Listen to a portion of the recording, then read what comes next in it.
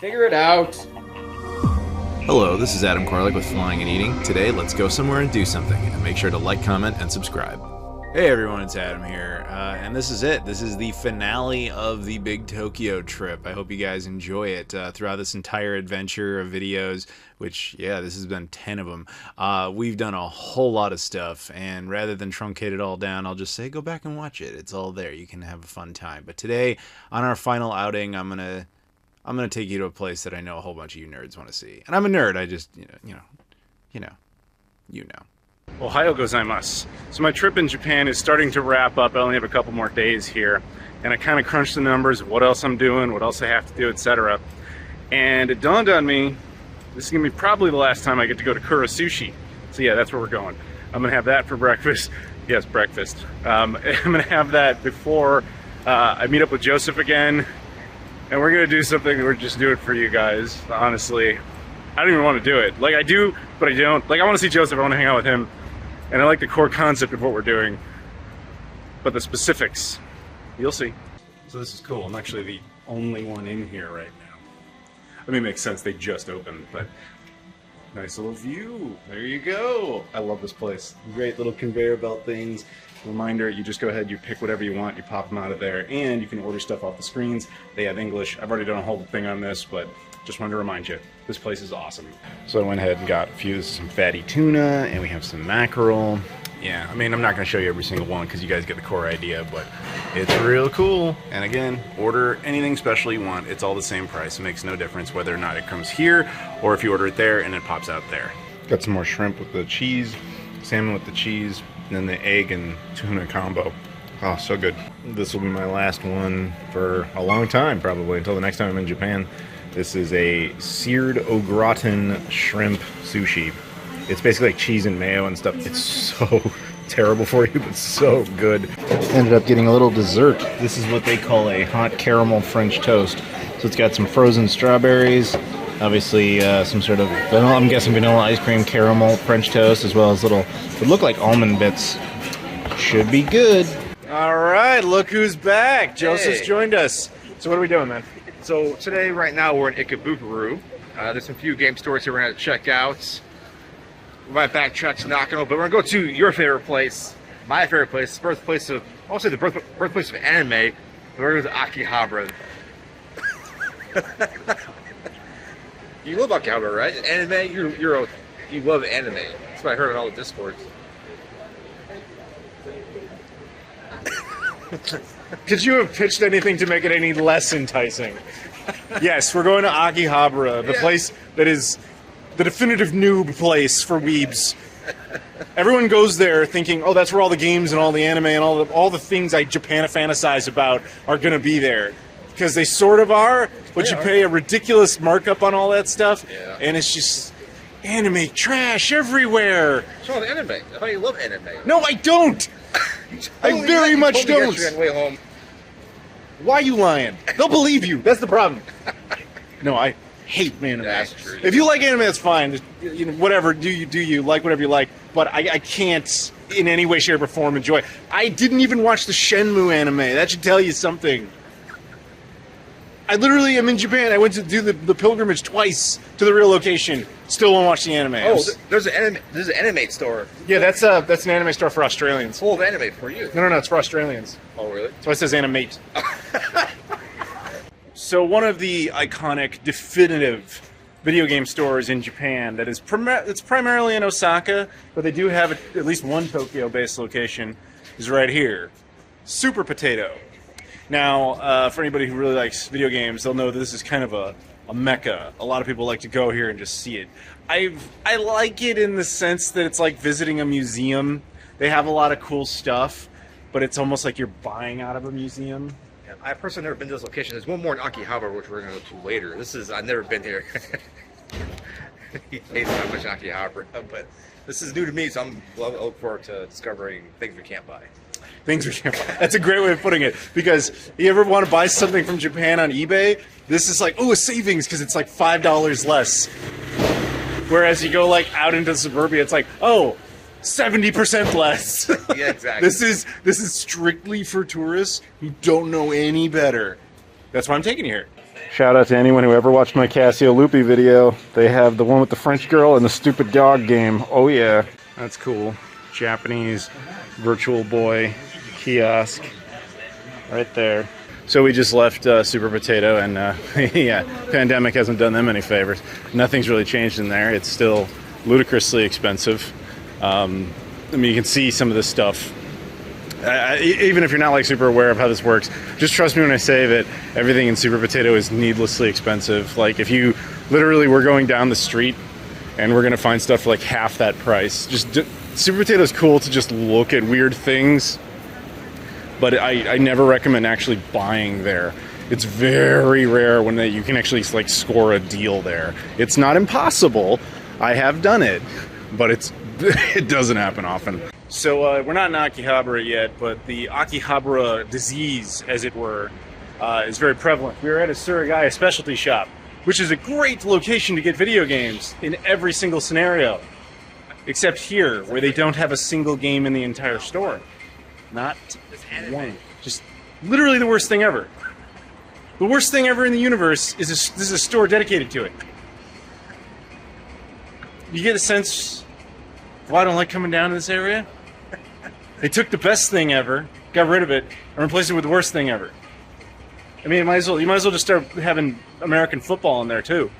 Is that and like American football games on the Wii with anime characters? The worst three things ever created by humans, all in a store. Let's just make that. All right, so where are we now? We're in Nakano, specifically Nakano Broadway.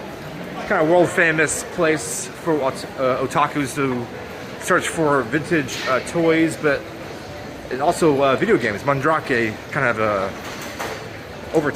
has overtaken this place right here. It's a labyrinth of toys and video games. So that sounded good till you said otakus, because that means weebs. I'm very disappointed in you. Sorry. Very, very disappointed in you. Sorry.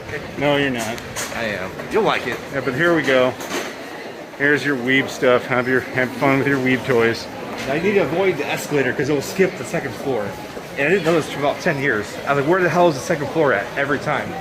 And the escalator skips, so it goes straight to the third floor. What kind of design is that?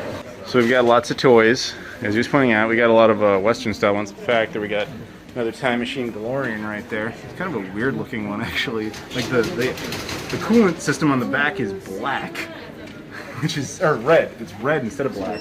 Weird.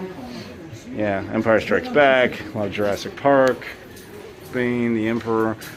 Yes, buy me. Use your head and spend all your yen. So we're now in a game store in Mandrake, which has a lot of crazy cool stuff in it, stuff we were very happy about. But for our purposes, what I'm going to show you guys is a wall of promotional VHS for video games. You ever see a Radiant Silvergun VHS advertisement?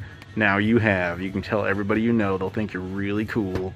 So Japan has a proclivity for music CDs still being very relevant. They got some really cool scores. The problem is they're ludicrously expensive. I mean, this is a Power Rangers Zeo, essentially, music CD. Well, it's multiple variations of the Power Rangers. It's like $100. Godzilla score, it's like $65. You see the problem here?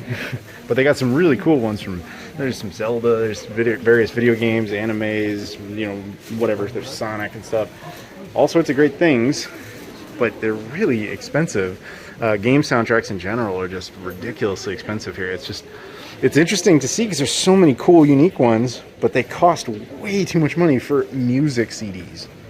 So he's in there buying some toys, and we're going to head up to the third floor in a bit, and apparently there's more game stores and stuff up there. This is a nerd paradise here at Mandrake. Oh, look, a whole bunch of Transformers. I have talked about this in the past. I grew up on Transformers. I have tons of these, the American versions, of course. Wow, this wasn't expecting to show you that. I legit just turned around and this was here. So more toys. They got Masterpiece Dragon Zord from Mighty Morphin Power Rangers. Yes, I'm all about this. Not to buy it, of course, but I love the character. Yeah, we got a bunch of cool stuff set up here, and it looks like autographs or something from singers or idols or whatever that is, and lots of just stuff.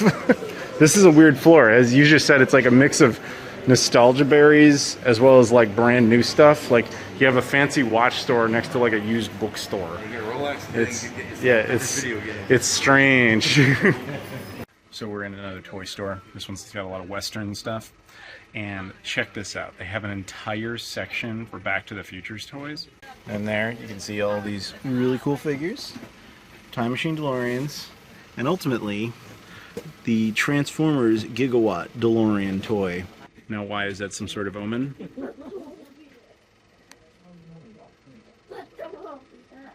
There was one thing in there I kind of wanted, and Joseph here actually went ahead and bought it. For himself, not for me or anything. I don't buy he didn't buy anything, which is fine. I didn't. If I really wanted, I would have bought it. It was 800 yen, but it's a little like Happy Meal, you know, McDonald's Marty McFly toy. I had this when I was a kid. I forgot. I lost it. Whatever. And we just found something that is kind of hilarious. Because what's the other thing you've been saying you want?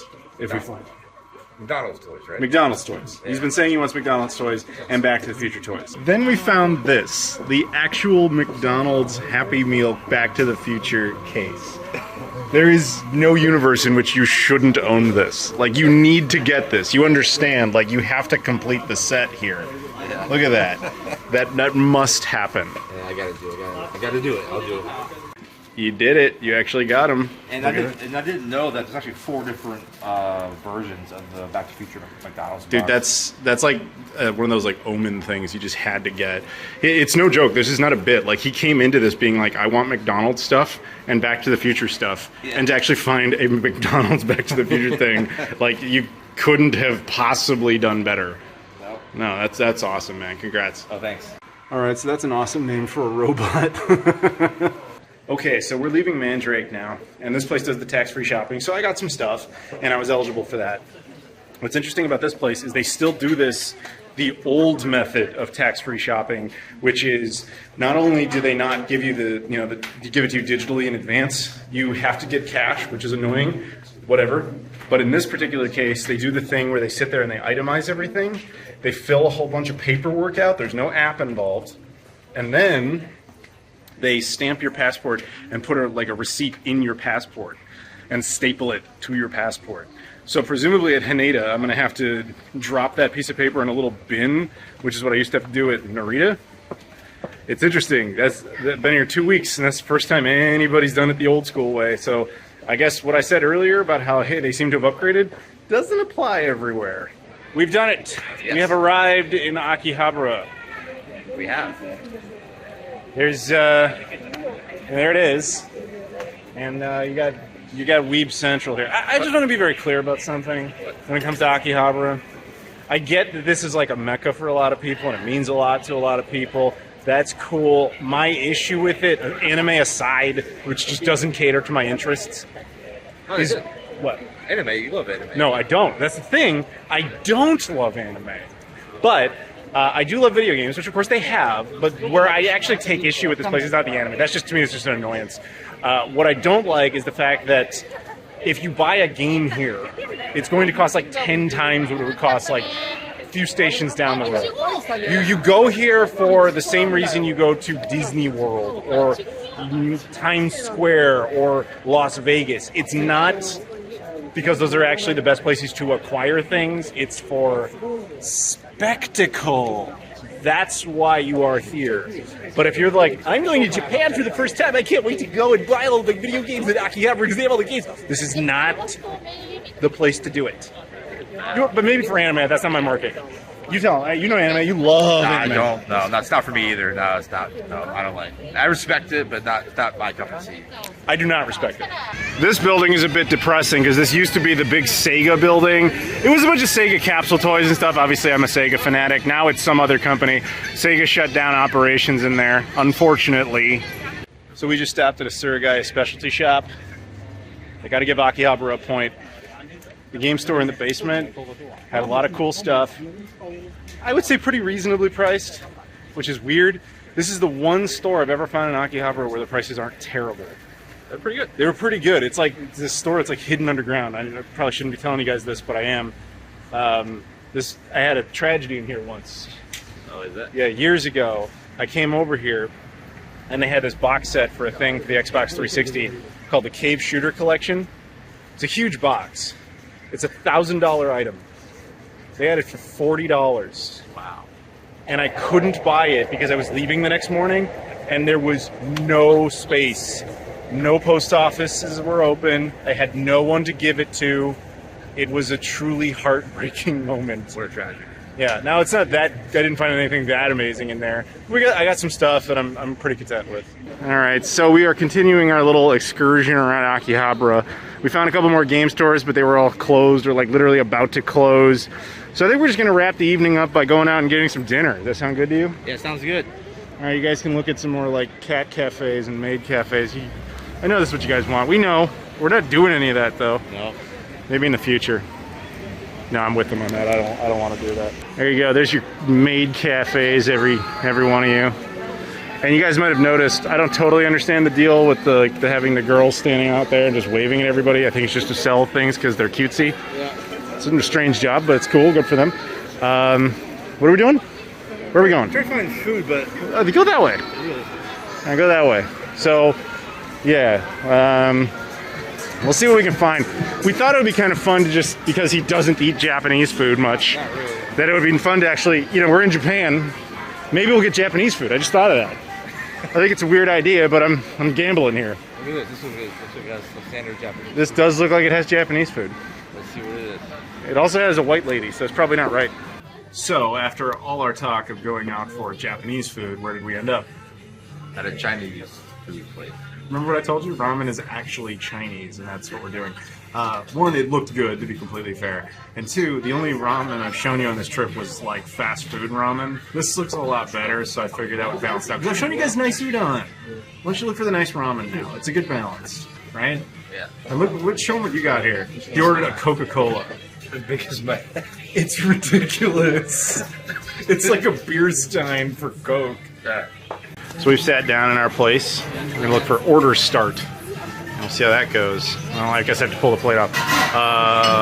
We do not serve alcohol. I of course understand, whatever, I don't care. I do want it in English, and then we'll figure out what we're getting. So I ordered this. It's like a beef with it's a pork with everything. It's got green onions, got a couple eggs, and I ordered green onions thinking that's what they meant, but they just literally gave me an entire bowl of green onions. So watch this. Yeah. Green onions are good. So I've decided to kind of bring up the noodles just so you guys can see them, but that's what's buried underneath. Yeah, now we let it soak, let the flavor get into the egg. That's always really important. And yeah, it's gonna be good. It's gonna be good. It's gonna be hot. That's the other thing. I suffer from cat tongue, so I have to wait. I don't want to burn my tongue. It's not fun. So you got the same thing as me. I noticed you dumped all your onions or scallions. Scallions. Scallions. You did all that too. And you got gyoza. Yeah. What do you think of your ramen here so far? As I choke on it, it's very good. It's so good it almost killed him. I actually agree. It's very good. This is a cash-only place, but it's allowing me to get rid of all these pennies. Some of these I've been amassing since the first trip I took here in like 2017, and I've worked it out. They're all going. It's gonna be great. It was pretty good. I enjoyed it quite a bit. Yeah. Too many scallions. Yeah, except not really. I actually too liked many. it. We probably should have dumped it on. We probably should have not even used it. But like whatever. Like I said, I ordered them because I assumed they didn't come in there since it was a separate thing. But for comedic purposes, yeah, it was great. But also, no, and for real, it was actually pretty good. It was way better than the ramen I had earlier in the series. Yeah, I would say check it out if you want ramen. Again, that's not actually Japanese food; it's Chinese food. But now you've seen 2 udons and 2 ramens, 2 good ones, 2 not so good ones, and I think it all balances out. I think the funnier part was the payment sequence because I paid with like 40 pennies.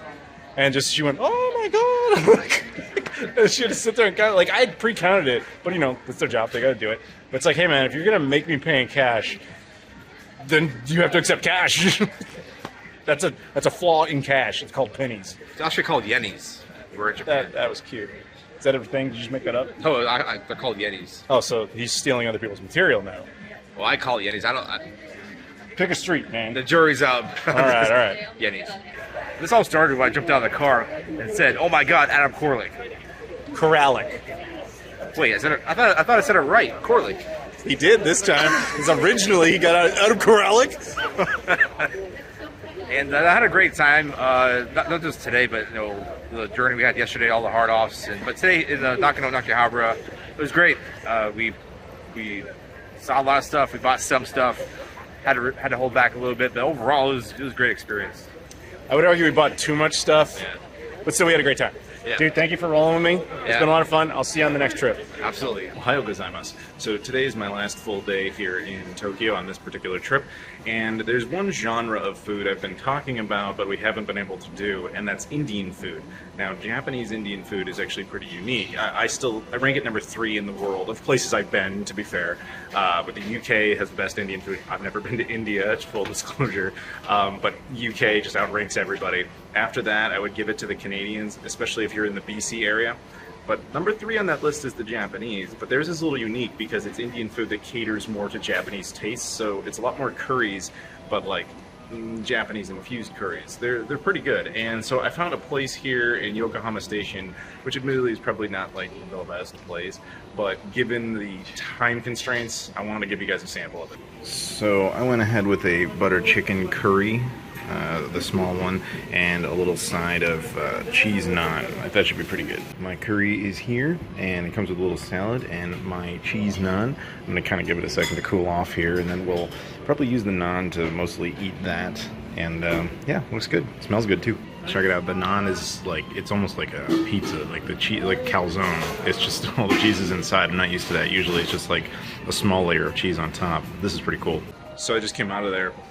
That place was fantastic. It was exactly what I wanted, with one exception. It didn't come with any rice, which was a little ironic and, you know, whatever. But the curry was really good. The naan was like a different level. I'm not sure I've ever had better naan. The naan was amazing. I almost just bought a second order just to take with me. And it looked like it was going to be cash only, but no, they took credit cards. Awesome. So I would actually thoroughly recommend this place, even though it's probably like a fast food equivalency. It was really, really, really, really good. But make sure you order some rice. That was my mistake. I didn't do that. Fortunately for me, at 12:10, there is an express directly to Haneda. I'm at Terminal 3, which is usually the international one here, I'm pretty sure, at least when I'm going to North America. Don't quote me on that. I just know that's where I'm going. Anyway, so I should have said this back at Yokohama Station, but it applies here just as well. I told you in previous videos that you had the ability to either take the train here, which is what I did, or you could take one of those like fancier bus lines, which I showed you guys. Now, really what that boils down to, just as a reminder, is price and convenience. So if you take the bus, like the fancy bus, what they call the limousine line, basically there will be baggage handlers that will handle all your stuff, so you don't have to do that. They put it in there, and then they take you straight to your terminal, usually relatively close to right where you need to check in. It's about 20 bucks, and you're basically paying for that convenience. The alternative would be what I did. I'm not in a rush, so you have to drag your own bags, you have to take yourself on the train, you have to manage your own bags, etc. And that costs like $3. So really, it depends on who you are and like how much stuff you have and how much disposable income you have. But basically, either option exists. You can pay a little more to have the fancier, more convenient experience, the more comfortable one, or you can save a little money and do the harder version. Either one will get you there. One other thing, Haneda, just like Narita, has 2 different train stops if you do take the train. In this case, it's Terminal 3 is entirely its own stop. Terminals 1 and 2 are another stop. Narita is very similar. I shot B-roll of it so you can see that. But you make sure you know which terminal you are going to. Don't just show up at the airport. Make sure you know the terminal. Google that in advance. So as I said in earlier videos, Japan's obsessed with Kit Kats. But you'll notice, if you know the stereotype about all that, you find some of them out in the country at various convenience stores, grocery stores, whatever. The airport's actually the best spot to get them. Like they have an entire section, like right here. Different store over there has an entire section of different ones. So if you're gonna get Kit Kats, just wait till you're at the airport. Like, it's gonna be the best way to do it. Also, a lot of them will offer the tax-free thing, but keep in mind it's a little misleading because they will do it, but you have to spend over 5,000 yen. Spending over 5,000 yen in a 7-Eleven is kind of difficult to do. So keep that in mind. The other thing is, I decided to actually pick this up. Shout out to Atlanta Dave. This is myself. Oh, Mickey, that's me right there. And the Sega Pluto. So if you guys saw my videos in Europe, you know I hate European airports because they literally do every single element of the process incorrectly. However, Japan, well, it doesn't do it all correctly like the Americans do. I'm sorry, we're the best at airlines, we just are. They do it mostly correctly. You got self-check-in kiosk, you have like nice waiting areas. The only flaw in it is that like the counters don't open until certain times. However, it's Unlike European airports where it's like, oh, 10 minutes before the flight. I'm exaggerating slightly, but not by much. Here it's like multiple hours before the flight.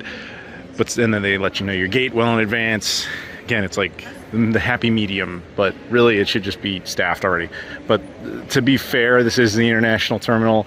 Domestic terminal may not operate like this. So the doors have opened and they've allowed the bags to be dropped. I went ahead and did mine. I should note that the Japanese they do this thing the Europeans will never do called efficiency. It's amazing. They just create a line, drop off the bags. It takes 10 seconds. It doesn't take you 4,000 hours, and half the people miss their flights because Europe has no idea how to run airports. I'm still very bitter about that. Now, one thing that does suck is flying out of Haneda, at least for me, instead of Narita. There's no United Club Lounge here. There is at Narita because it's a United hub, unofficially, officially, because legally you can't do that, but they do it anyway. But then it's not really a hub. It's a focus city. Similar to the Europeans, but again, superior. They just have a thing where you just kind of scan your boarding pass and you just go right through those gates there instead of like a TSA. That said, there still is like an actual security check. So I just cleared security, no problems at all. And now, right beyond that, you have to go through customs. When you do exit customs here, you get a stamp. So Japan's a little unique in that you get a sticker on arrival and then a stamp on the exit. Like the European Union, you get 2 stamps, one for entry and one for exit. For the United States, you only get one for entry if you're not a citizen. The U.S. doesn't really care about exits because I think we just know it. I don't work in that department of any kind, so I have no idea. But apparently the U.S. is very on top of when people leave and when they don't. But anyway, so yeah, keep that in mind. Unlike the European Union, the Schengen zone specifically, where they tend to place this like right before the gates and they don't tell you need to do it, here you have no choice. Like, it's immediately beyond airport security. You have to go through it. So once you're past it, you can comfortably lounge and then get to your flight on time and not run like a lunatic. I really will never forgive the European Union for how bad they are at airports. Guys, work on it. The rest of the world figured it out. What's wrong with you? The model exists. So I mentioned this in the first video, but I will mention it again. If you're flying to Tokyo, you have 2 airport choices. You have Haneda, which is where we are right now, and Narita. Now, the thing is, Haneda is the far superior airport if you intend to stay in Tokyo, because it is much closer to everything. Narita is very far northeast of the city and takes like a really long time to get from there to anything of any significance. They basically built it on like a bunch of empty farmland, thinking that would push, the city to start building in that direction, but it never happened. So it's just kind of an airport in the middle of nothing. However, airport-wise, strictly speaking, on terms of what the airport's quality is, what's in it, Narita is in every single way superior to Haneda. But the reason one might go to Narita, aside from maybe that's just where your preferred airline goes, is it's also a great international airport going through massive parts of the world, whereas Haneda is like their large domestic airport, but it also does go to several international destinations, several being kind of low key, but it goes to a lot of international destinations, just nowhere near what Narita does. But yeah, like I love the convenience of Haneda, but I love the actual airport of Narita better. It has way more stuff to do inside. So I was just walking past this sign that says duty-free pickup, and I have nothing to do with that, but it did remind me. I told you guys about how you do tax-free stuff here, blah, blah, blah. They have multiple different systems. If you guys saw that in previous videos. There was one place, Mandrake, where they actually did the old method where they actually like taped a receipt to my passport. Now at Narita, there was always a guy with a box where you would just give him your passport and he would just take those receipts and throw them in a box, like a garbage can almost. That didn't even exist here, so I still have the receipt. So like, truly that does not matter at all. So if you guys saw my Portland, Oregon video, you remember the constant joke was everything was closed and nothing worked? Yeah, that just made me laugh. So that was kind of cool. We're just sitting here, and all of a sudden chair starts to wobble. I thought maybe somebody was moving heavily on the chair, and then we're all looking like that, and then I'm looking forward at other people, and everybody's kind of like doing this thing, and then the speaker comes on, and this thing tells us in multiple languages, including English, like, not to panic, Haneda is designed for earthquake resistance, don't run outside. It was just kind of harmless, but it was just kind of like, huh, cool.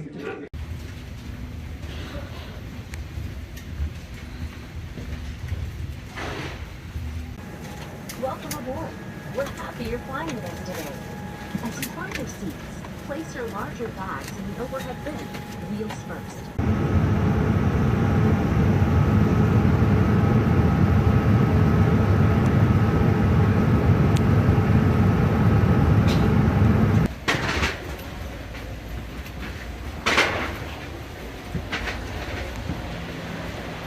So I have officially landed back here in Chicago. This is interesting actually this time because this is the first time on this channel that I've actually arrived at O'Hare's International Terminal, which is Terminal 5. So here I have to clear customs and all that, which means I can't go to the United Lounge or anything because we're in a completely different part of the airport than we usually are. Food-wise on the flight, everything was good. The first meal was like a chicken curry thing. It was good. There was like a little mini sandwich thing throughout the flight, and then breakfast-wise it was yakisoba, which was nice. So it's been quite a few years since I've actually done the international customs at O'Hare. It should be a very similar process. Basically, I have global entry, so I don't have to fill out the little landing card or any of that sort of stuff. Scan my eyes, and I'm home. Word of warning to anybody who decides to fly into O'Hare to change planes internationally. Terminal 5, where I am right now, is completely disconnected from the rest of the airport. So it's a huge pain to actually get from here to domestic connection flights. So make sure you build in a lot of lead time to get through customs and then catch like the little train that takes you over there.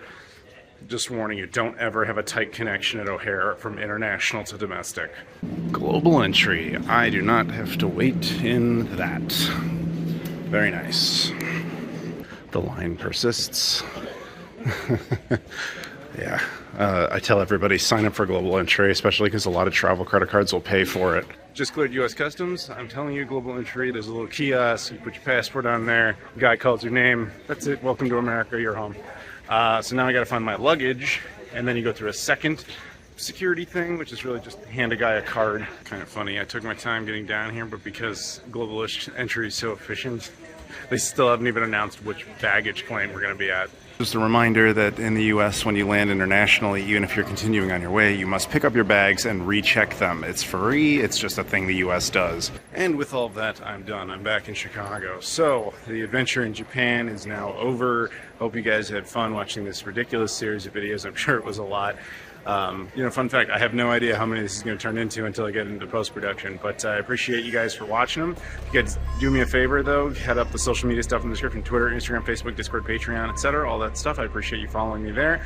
As always, please like, comment, subscribe on this. Thank you very much, and I'll see you all later.